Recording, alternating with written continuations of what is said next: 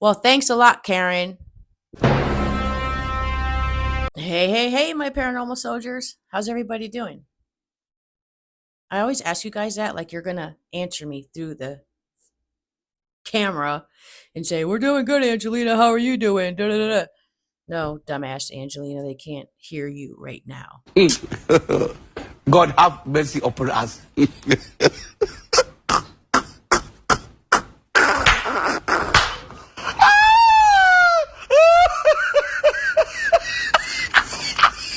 But anyway, put in the comments how you're doing, okay? Today, guys, my video is going to be a little different than usual. It's not going to be about Cody and Satori. It's not going to be about the Conjuring House. That's bullshit. This is bullshit. You're bullshit. Well, it maybe is a little bit about the Conjuring House. But today I want to dive into the power of suggestion and how strong it is. And if you guys don't know what the power of suggestion is, I'm going to play you a couple of clips from a tour guide at the Madison Seminary who told about, last I counted, 30 of her experiences as well as other people's experiences. And I just was fucking blown when I watched it. Like if I had a tour guide like that and I went to a location and they told me all those experiences, I would say, "Can I please have my money back? Because you just took the whole investigation away from me. Now I'm going to be looking for everything that you fucking told me, that you captured or that you saw, that you heard, whatever you just told me about your paranormal experiences, I'm going to be looking for." Hi, I'm Shelly with the Madison Seminary. I'm a tour guide here. But it's like this whole floor seems to get a lot of activity, from women singing and humming to a 7-foot-tall shadow man that walks the area, in and out of rooms, almost like he's checking up on the place. So we kind of figured he's probably like an old superintendent or something like that. People have been touched over here, but not like in a violent way. It's been like more like a grandmother would do a touch on the face, a little touch on the arm, things like that. Because that's one thing that's reported a lot is whistling. Sometimes you hear the piano play. People have reported seeing him, usually generally over around this corner. But we do get disembodied voices down here too. So the whole area tends to get a lot of activity, especially from one superintendent. His name is Otis Neal. He is here and he's not evil, but just not nice. He doesn't like me. His second wife, Mary, actually committed suicide in the building. It was deemed suicide. I, however, do not feel it's suicide. That is why Otis does not like me. Oh, shut up! Shut up! Shut up! Shut up! Shut up! When you're in this room, pay attention to that hallway. We get a lot of walking, talking, almost sounds like something almost being dragged, like a shuffling, or like slippers. Sarah refers to whoever's in the hallway when that's happening as the Batman. She'll say, "Danger, he's coming," things like that. The female spirit does like to make you feel everything she felt while she was here. I've actually had to be removed from this room.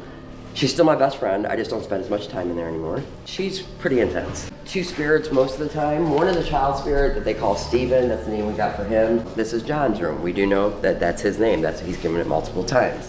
He's shy and very timid. We find if you kind of knock on his door and say, "Hey John, we're gonna come talk to you," get a whole lot more activity than if you just barge in. He kind of shuts down. That's the end of the tour. Thank you.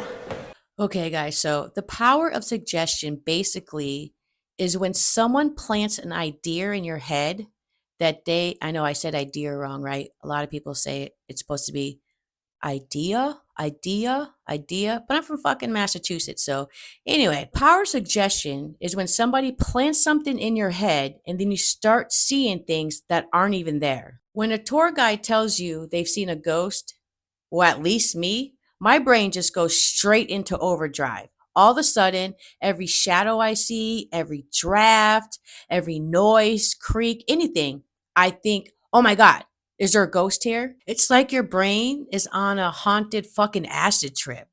It's like when your friend tells you you look tired, then all of a sudden, out of nowhere, you feel like a zombie. Well, thanks a lot, Karen.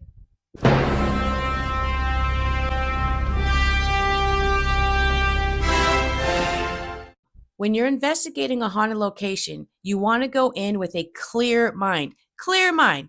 Clear mind. Clear slate. Clean slate. Like a whiteboard. Just empty. Nothing's there.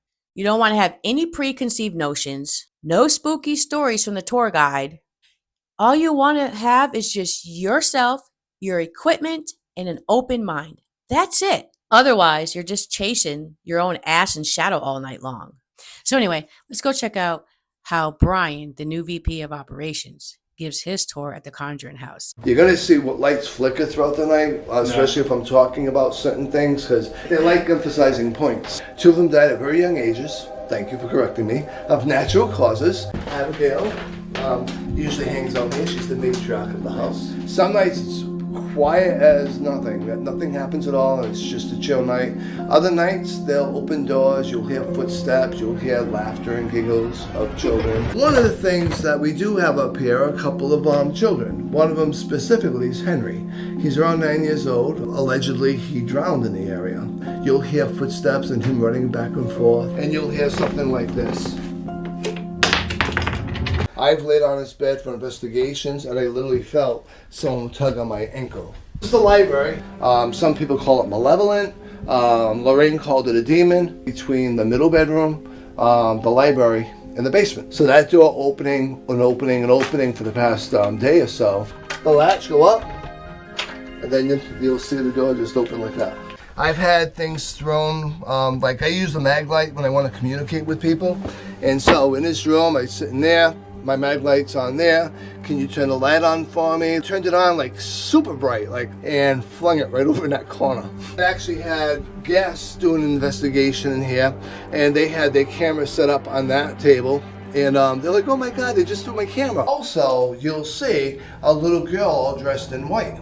And we believe that's the trickster too. Along with that, you'll hear all different types of grunts, walking, conversations down here, voices of people you know calling you. In the basement is where they talk about seeing the crooked neck lady. Thank you. Thank you.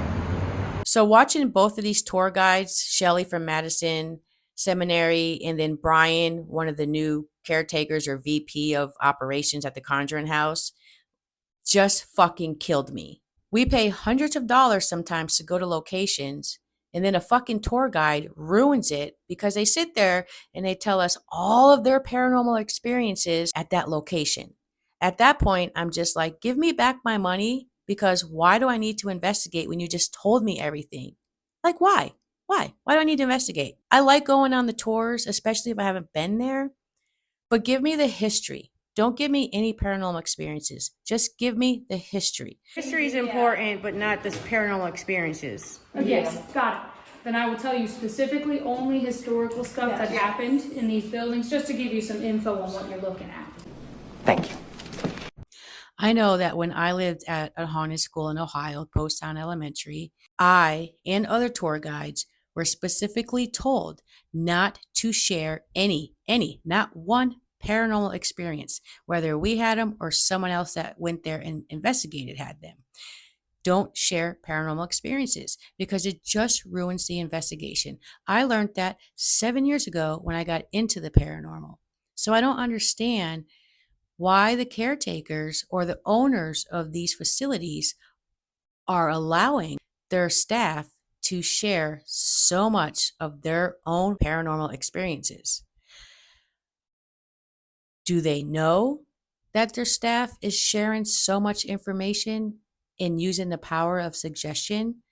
I don't know, but I'm sure maybe one of you will watch this and let me know. How do you run your facility? Do you allow your tour guides to tell us everything paranormal that's happened since they have been there?